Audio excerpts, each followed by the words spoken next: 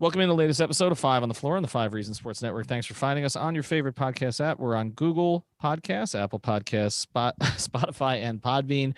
We're also on Dash Radio every single weeknight at 7 p.m. on their Nothing But Net channel. Also, check us out on the YouTube channel. Five Reasons YouTube just went over 12,000 subscribers today.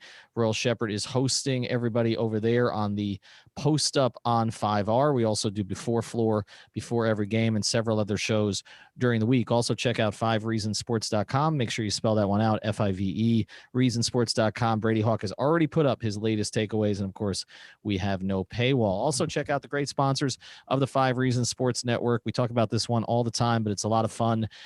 And you can also make some money. It's called prizepicks.com. Use the code 5, F-I-V-E, and you will get your initial deposit matched. And you can play just about any sport. So whether you want to play NBA, MLS, MLB, you can even play NFL futures right now and predict how many yards Tua Tagovailoa is going to have this season. That's the first time I've ever done that correctly. You can pair players from different teams together. You can play 2, 3, 4, or 5. You can play power play. You can play flex play. There's a bunch of different ways, and they explain it all there on the site. Or if you got a question, make sure that you just DM me. So check out prizepicks.com. Use the code 5. And now, tonight's episode. 1, 2, 3, 4, 5 on the floor.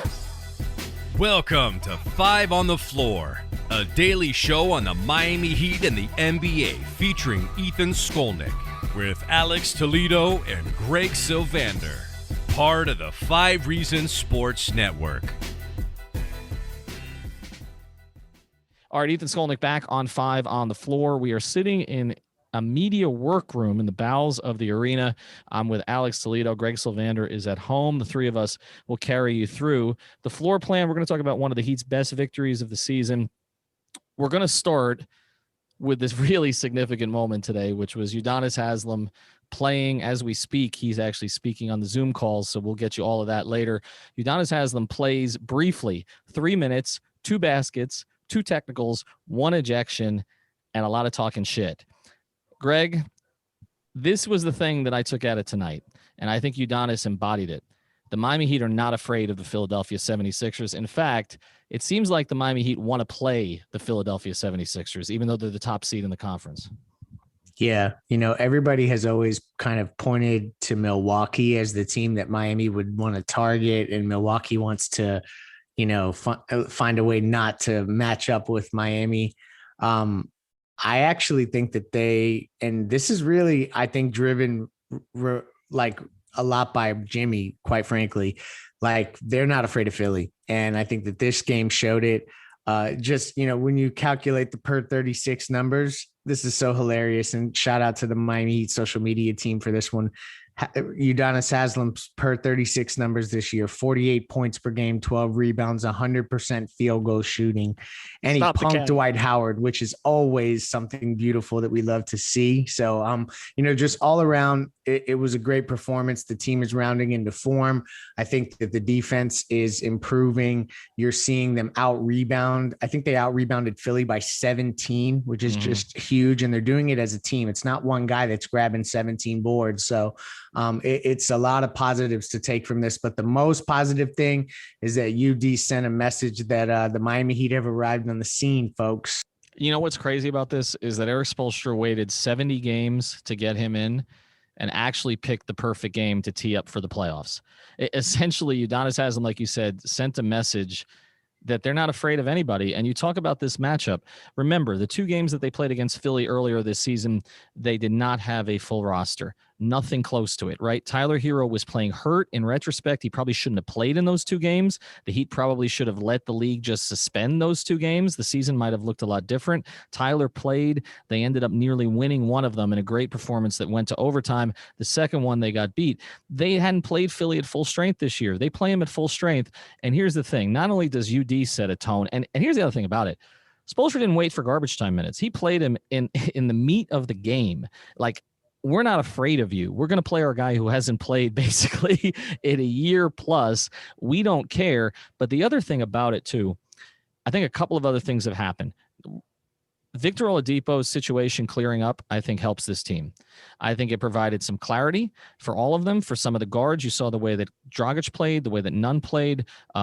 Before he got hurt, I hear that's not serious, by the way. He left with a calf injury. It is not serious. He should be fine. But also, again, Dragic now, this is 5 out of 6 games that he's been in double figures. He had life in his legs again tonight. And Hero was really good tonight. And so I think that sort of taking the Oladipo cloud away is helpful. But getting back to your point, and we'll bring Alex in, he's on some of the calls here. They're not afraid of this team. And it does start with Jimmy. It starts with the fact that Bam is not afraid of Embiid in any way. Bam takes it to Embiid in a way he does not take it to Plumlee's, which is remarkable.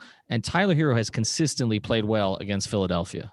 Yeah, listen, this Heat team is not scared of Philly. I think that the preferred path now is because I think Philly's going to get one of these final games. So it looks like they're going to get that 1 seed. So for Miami, it's getting the 4-5 matchup.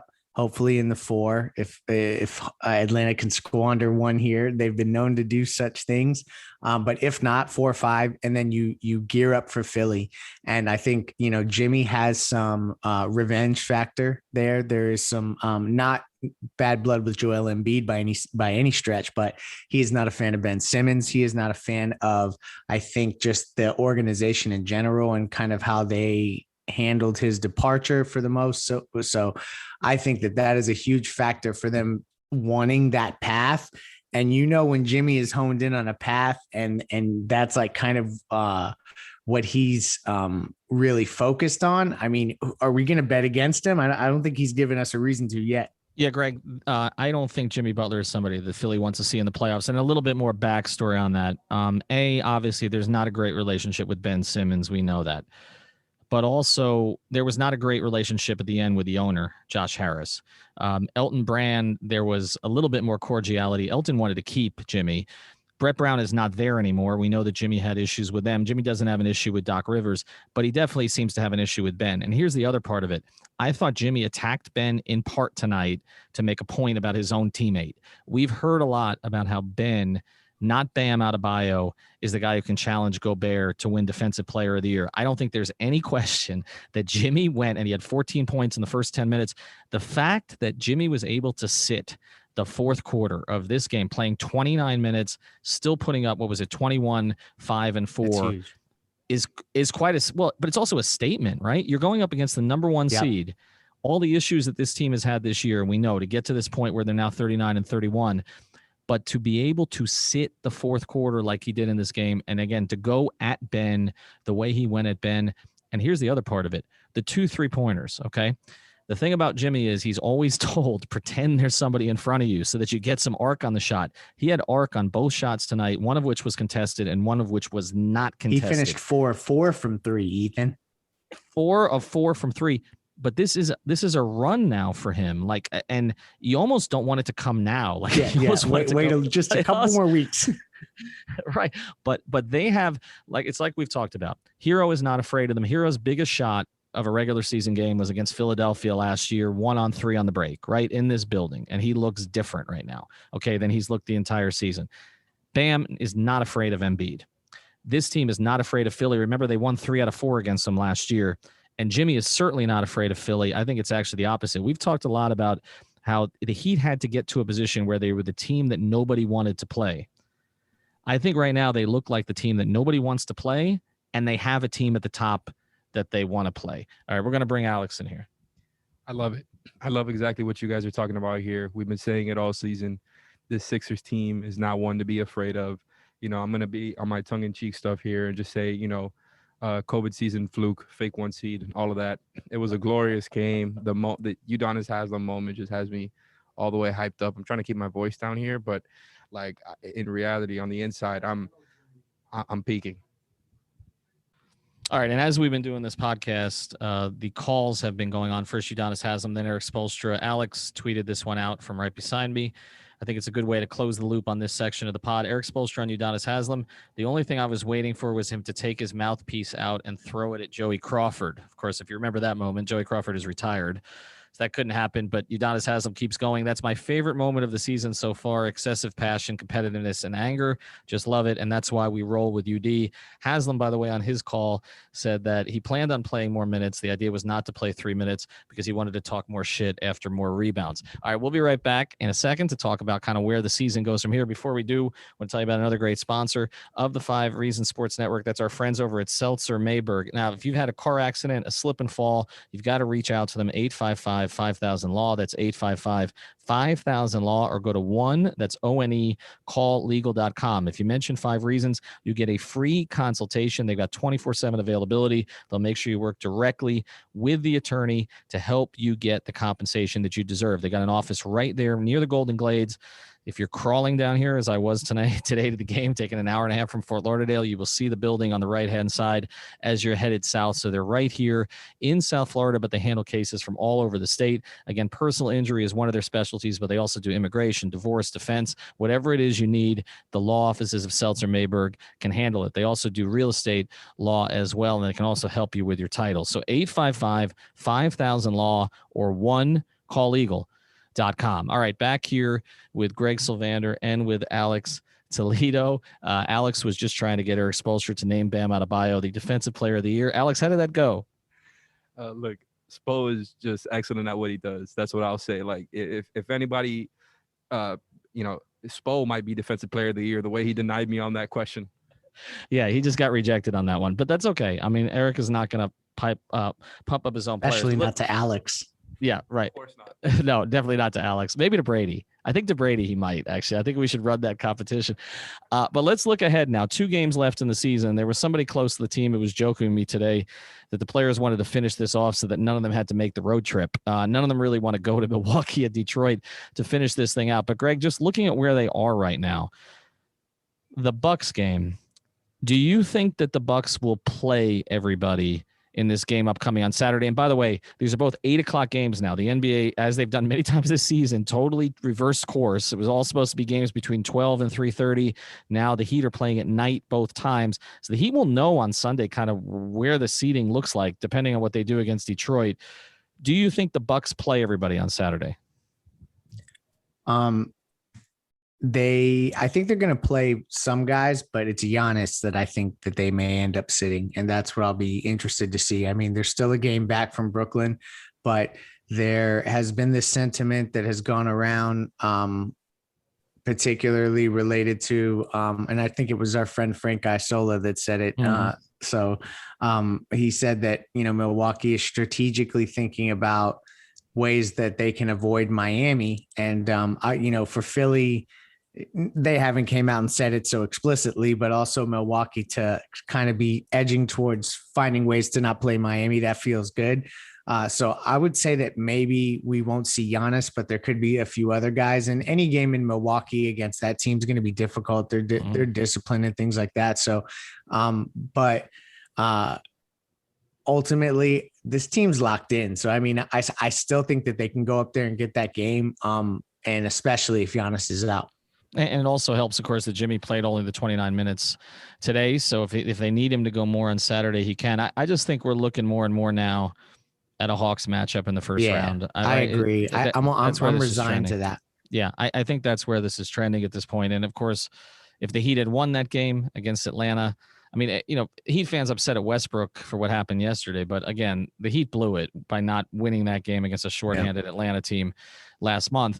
But it is looking like a 4-5. I know everybody wants to see the Knicks, or most people want to see the Knicks, but it's looking like the Hawks, and we'll certainly get into that. The Hawks play the Rockets on Sunday, as Alex just pointed out. So, I mean, maybe Olynyk will save the Heat. Well, yeah. Well, Kelly's the one guy. They might sit Kelly Sunday. Honestly, no, seriously.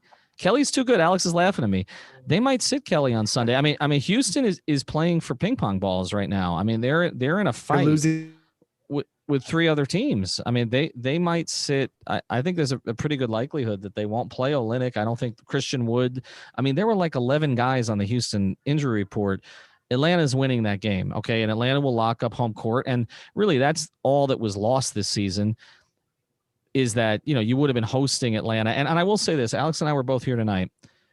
Even with 6,000, 5,000 people here, the crowd matters. Like it was, they were into it tonight. Now, part of it was UD.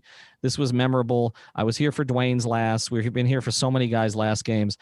In some ways, this may not be UD's last. I know he wants to come back next year, by the way. So this may not be his last. But if it was his last, it was pretty much damn perfect. I mean, it's exactly what you wanted to see from UD. And the playoffs will be just as loud. So you're right. There is a home court advantage. And the good thing about Atlanta is there's always a good contingent of Heat fans that show up in ATL. Oh, no. There are. In fact, I forgot even where that arena is because I thought they were still playing at Phillips. And by the way, just looking forward here, because, you know, we talk about kind of teams that are getting primed for the playoffs and others that may be overdoing it. My brother's a Knicks fan. He just texted me. Julius Randle played 45 minutes after they clinched. Ugh. I'm curious to see how much the Knicks have left in the playoffs playing for Tibbs. All right, check out prizepicks.com. Use the code 5. We didn't mention it on this one, but also manscaped.com. Use the code 5RSN. You get 20% off your order plus free shipping. And, of course, our friends over at Seltzer Mayberg at onecalllegal.com. Big win for the Heat tonight. Now 39-31 in the season. Looking like they're headed for the 5 seed. But the big thing tonight, Udonis Haslem, couple of buckets, a rebound, and then a confrontation with Dwight Howard. And the other thing that happened was Eric Spoelstra shot down Alex Toledo, correct? Yep. Bring on the Sixers. Culture over process forever. We still got that shirt on the site, by the way. We just got to update it. Have a good night. We'll be back tomorrow. Thank you for listening to the 5 on the Floor on the 5 Regional Sports Network.